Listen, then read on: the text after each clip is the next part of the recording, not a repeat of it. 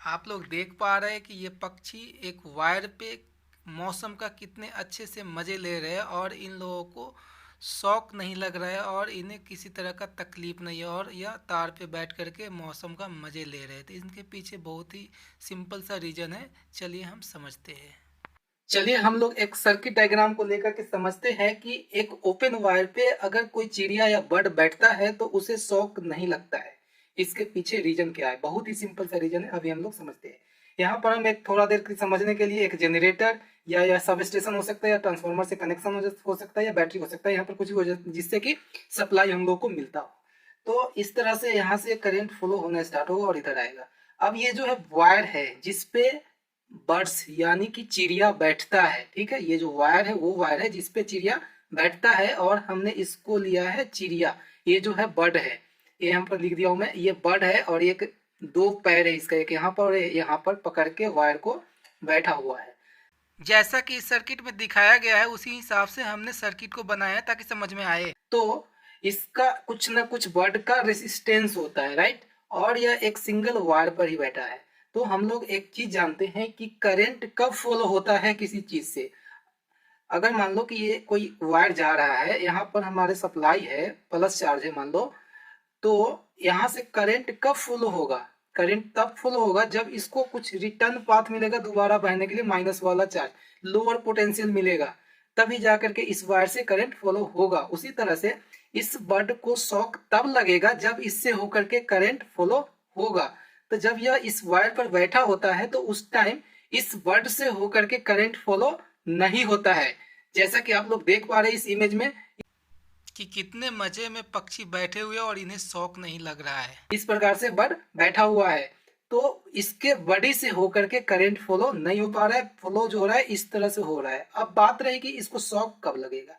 इसको शॉक तब लगेगा जब यह इसको एक रिटर्न पाथ मिल जाएगा करंट फ्लो होने के लिए। या तो यह इसका बॉडी किसी ग्राउंड से कनेक्ट हो जाए, किसी तरह किसी पेड़ में सट जाए या कोई दूसरा वायर में सट जाए, और सारे वायर होते हैं उसमें सट जाए, या किसी थ्रू किसी कारण से किसी किसी से मतलब अगर वैसा कनेक्शन बन जाए जिसका कनेक्शन ग्राउंड से हो तो इसको शॉक लगेगा और यह मर सकता है। देख पा रहे हैं कि यह दूसरे वायर से सट करके जिस प्रकार से मर गया।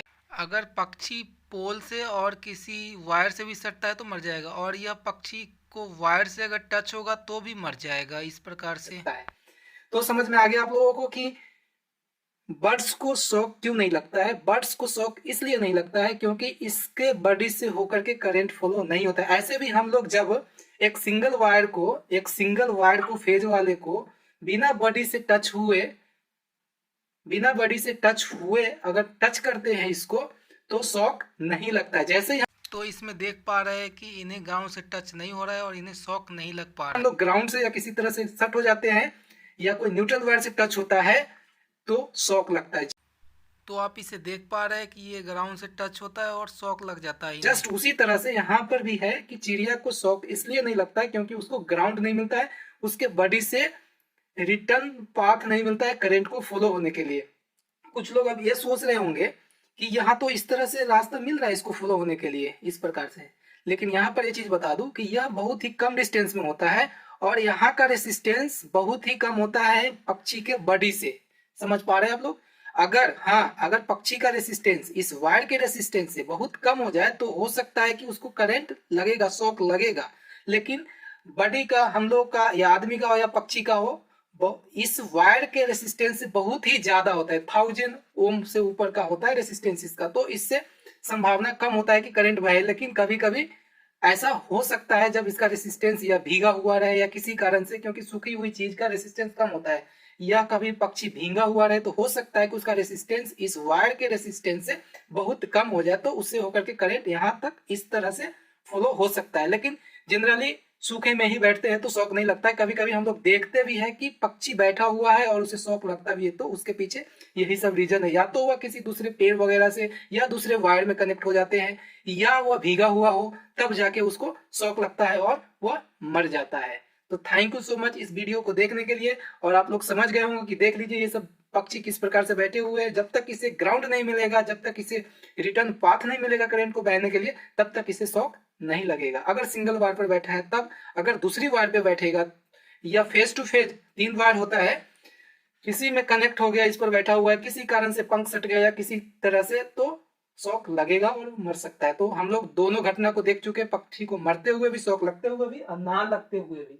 इसीलिए क्यों लगता है, या तो वह भीगा हुआ हो बहुत ज्यादा, या किसी तरह से किसी दूसरे बॉडी से टच हो रहा हो, जिससे कि वो ग्राउंड से रिटर्न पाथ करंट फ्लो होने के लिए मिल जा रहा हो। जैसे कि हम लोग किसी वायर को टच करते हैं, सिंगल और ग्राउंड से कनेक्टेड नहीं होते हैं, तो हम लोग को शॉक नहीं लगता। उसी तरह से चिड़िया को भी, वह सिंगल वायर पे बैठेगा तो वो तो हवा में बैठा रहता है, तो हवा में कोई रेसिस्टेंस नहीं होता है, हवा का कोई रेसिस्टेंस नहीं होता है, तो हवा से कनेक्ट होकर ग्राउंड से करंट फ्लो नहीं होता है। उसी तरह से जैसे कि हम लोग किसी किसी वायर को पकड़ते हैं और ग्राउंड से टच है, तो हम लोगों को शॉक लग जाता है, और ग्राउंड से टच नहीं है, अच्छा इंसुलेटेड है, तो शॉक नहीं लगता है। जस्ट उसी तरह से चिड़िया के साथ होता है।